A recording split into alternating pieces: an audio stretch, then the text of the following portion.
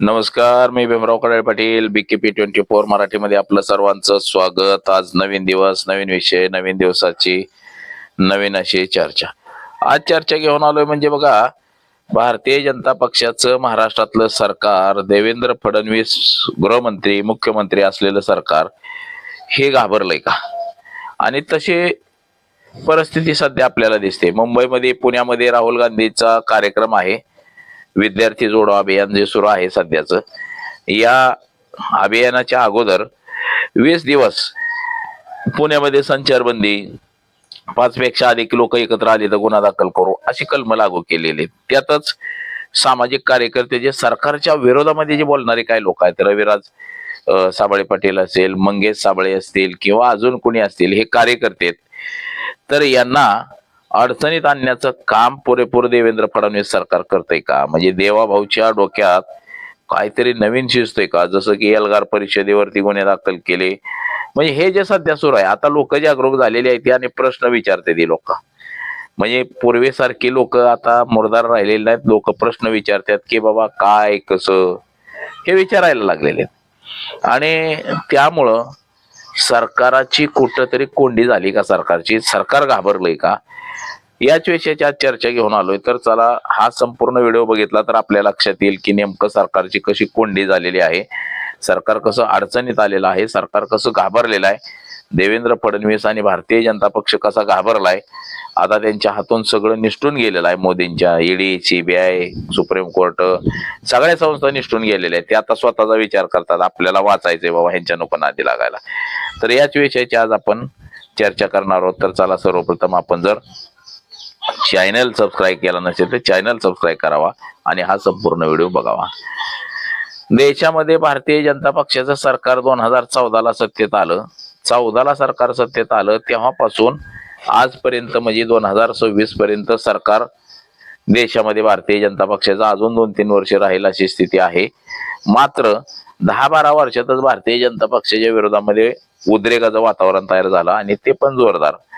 म्हणजे देशामध्ये आणि राज्यांमध्ये असा उद्रेक झालाय भाजपच्या विरोधामध्ये की लोक अक्षरशः शिव्या घालायला लागलेले आहेत. ती लोक अक्षरशः भाजप आणि RSS नको नकोस असं लोकांना झालेलं आहे. आता त्याची कारण सुद्धा अनेक आहेत. ह्यांनी जे सगळे भ्रष्टाचारी, सगळे लबाडे, बलात्कारी सगळे भारतीय जनता पक्षामध्ये घेतले. कोणावर कसला जरी गुन्हा दाखल असला, काही जरी असलं तरी त्याला भाजपमध्ये घेतले गेलेलं आहे. आणि यामुळं बरेच जण नाराज झालेले आहेत. म्हणजे जनता सगळी नाराज झालेली आहे की तुम्हाला भ्रष्टाचारी हुडकायचा आहे, भाजपमध्ये जावा. खुनी हुडकायचा आहे, भाजपमध्ये जावा. बलात्कारी हुडकायचा आहे, भाजपमध्ये जावा. रामदेव भाजपमध्ये, ते गुजरातचा महाराज बलात्कारी, हरियाणाचा महाराज, हे सगळेच्या सगळे तुम्हाला भाजप संबंधित लोक दिसतील.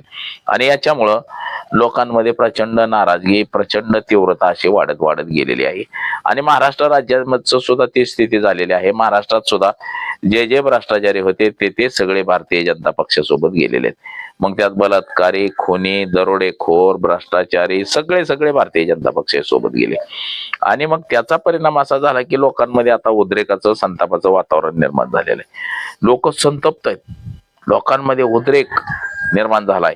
त्यातच कुल टिक करो अभियान जे कॉक्रोच जनता पार्टीने सुरू केले अभिजित दिपकेनं, त्याच्यामुळे अजून भाजप घाबरून गेलेली आहे की सरकारी शाळांमधलं जे भयान वास्तव आहे ते बाहेर यायला लागलेलं आहे. आणि या सगळ्या गोष्टींमुळे भाजपचे नाचिक्की व्हायला लागलेले आहे. जे सांगितलं होतं की स्किल डेव्हलपमेंट, सबका साथ सबका विकास, आमको करेंगे, फलाना करेंगे, बिस्ताना करेंगे, सगळ्याच्या सगळं फेक सगळं भाजपनं तयार केलं, फेक नेरेटिव्ह तयार केला. आणि लोकांना फक्त गुलामगिरीकडे, देवदेवतांच्या हारी इकडे पाठवायला सुरुवात केली. बघा, ते मोठे मोठे हे महाराज आहेत, साधू संत, हजारो कोटींच्या संपत्ती ह्यांच्या झालेल्या, परदेशात जातात इलाज करायला आणि तिकडून देवाचं नाव, देवदेवतांचं सांगत राहते ती. म्हणजे हे सगळी परिस्थिती झाली आणि ह्याच्या आता लोक जागरूक झालेली आहे ती. तर महाराष्ट्रामध्ये सुद्धा देवेंद्र फडणवीसांनी काही लोकांवरती अन्याय अत्याचार काही कमी केलेला नाही. देवेंद्र फडणवीसांचं सरकार सुद्धा बघा बरंच काय काय काय काय गोष्टी घडवून आणतंय. विद्यार्थ्यांचं आंदोलन करू नये म्हणून आता बघा, राहुल गांधी यांचे पुणे आणि मुंबई महाराष्ट्राचा दौरा आहे 2 दिवसाचा. आता या दौऱ्याला कशी अडचण निर्माण करता येईल, कसा अडथळा निर्माण करता येईल असा प्रयत्न सुरू केलाय भारतीय जनता पक्षानं. आणि पुण्यामध्ये संचारबंदी लागू केली, कलम 151 लागू केलेला आहे की म्हणजे 5 पेक्षा अधिक लोकांनी एकत्र जमलं तर गुन्हा दाखल करू. मात्र हे सगळे लोक आता मोडीत काढणार आहेत. म्हणजे भाजपची जी दादागिरी आणि दहशत जी होती ही सगळी लोकांनी संपुष्टात आणलेली आहे. त्या राजस्थानमध्ये तर शाळेमध्ये जायचं नाही, फोटो काढायचा नाही, काय करायचं नाही असा कायदा केलाय. मात्र ते सुद्धा लोक उलथवून टाकणार तिथं सुद्धा. म्हणजे लोक आता घाबरत नाहीत भाजपच्या सरकारला. म्हणजे भाजप हाच मित्र पक्ष आहे असं म्हटलं जातं. भाजप हेच भित्री लोक आहेत भाजप आणि संघाचे असं म्हटलं जातंय. तर आता महाराष्ट्रात सुद्धा जे राहुल गांधींच्या सभा आहेत ह्या सभेला परवानगीच मिळू नये असा प्रयत्न देवेंद्र फडणवीसांनी केलेला आहे. आणि लोक लय येतील हे त्यांना माहिती आहे. लोकांमध्ये उद्रेक आहे, लोकांमध्ये संताप आहे आणि लोक जर लय आली तर आपली नाचिक्य होईल म्हणून कार्यक्रमावर बंदी, आयोजनावर बंदी घालण्याचं काम सुरू केले. आयोजनकर्ते जे आहेत त्यांना धमकावण्याचं काम सुरू केलेलं भाजप करणं. जर तुम्ही जर बिगर परमिशनचे जर काय करचाल तर आम्ही तुमच्या गुन्हे दाखल वगैरे करू असं सुरू केलेलं आहे. म्हणजे अशी भाजपची दादागिरी सध्या सुरू आहे. परंतु ह्या सगळ्या गोष्टीला लोक थारा देणार नाहीत. त्यांना हाकलून देण्याचे सध्याचं प्रयोजन देशामध्ये सुरू झालेलं आहे. तर आता नेट पेपरच्या संदर्भात सुद्धा जे आंदोलन झाले त्यावरती सुद्धा देवेंद्र फडणवीसांनी सांगून गुन्हे दाखल केलेले होते. त्यानंतर भाजप सरकारची जी पडझड सध्याची जे सुरू आहे, विरोधकांची जी दडपशाही होती, विरोधकांचा आवाज दाबण्याचं काम जे देवेंद्र फडणवीसांकडनं केलं जात होतं ते आता सध्या काहीच प्रमाणामध्ये बाजूला फेकलं गेलेलं आहे. म्हणजे बघा भारतीय जनता पक्षानं जे आजवरती जे केलं हे सगळं त्यांच्यावरतीच उलटलंय असं सुरू झालेलं आहे. आता भारतीय जनता पक्षानं आंदोलन करणाऱ्या विद्यार्थ्यांवरती दडपशाही पोलिसांच्या माध्यमातून आणायला प्रयत्न केला. गुन्हे दाखल करणे, आंदोलकांचा आवाज दाबणे हे सगळं देवेंद्र फडणवीसांनी केलेलं आहे.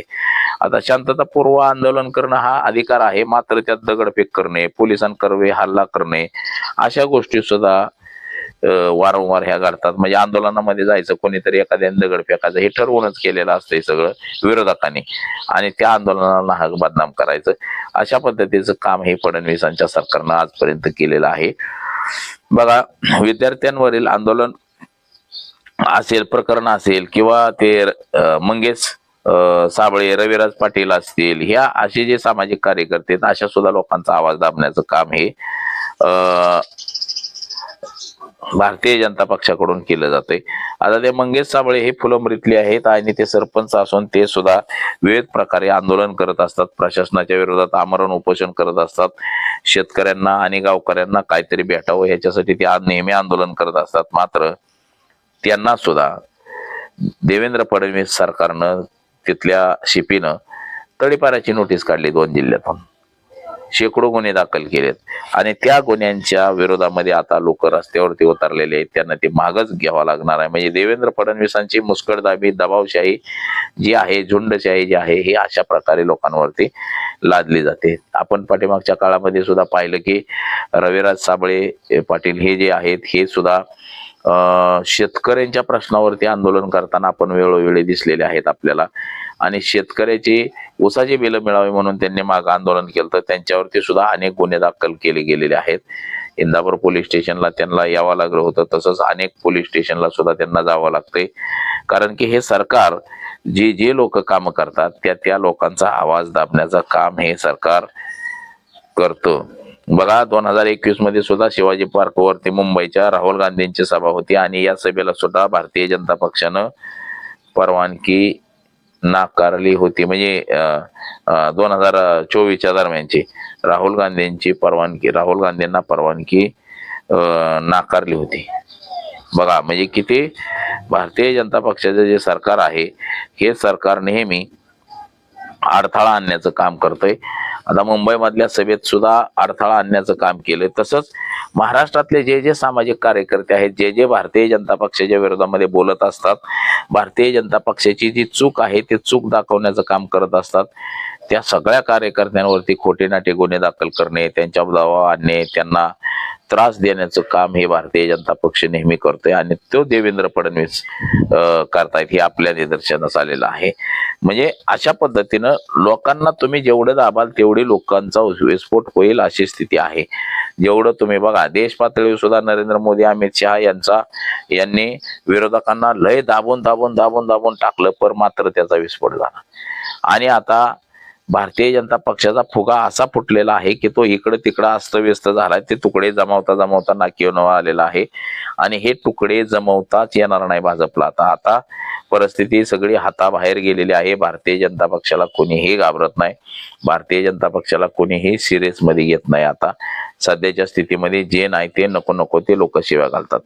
आणि महाराष्ट्रामध्ये सुद्धा देवाभाऊने किती जरी लोकांना अडवलं तरी लोक खरं बोलण्याचं सोडणार नाहीत. देवेंद्र फडणवीस आणि भारतीय जनता पक्षाची पोलखोल करण्याचं सोडणार नाहीत, पोलखोल करणारच, असंच एकंदरीत चित्र आपल्याला दिसतंय. म्हणजे भाजपची पोलखोलच करणार, सोडणारच नाही ते लोक. काय करायचं ते करू द्या म्हणणार, गुन्हे दाखल होऊ द्या, आम्हाला मारू द्या, काय करू द्या, पण आमच्यासारखे अनेक लोक आम्ही तयार करणार, असं म्हणून भाजपच्या विरोधामध्ये लोकांनी रान उठवलेलं आहे. आणि जे सामाजिक काम करणारे लोक त्यांच्यावरती खोटे नको नको ते गुन्हे दाखल करणारे हे सरकार आहे, भाजप सरकार, ही लोक हटवण्याच्या प्रयत्नात आहेत. तर बघा, आज एवढंच.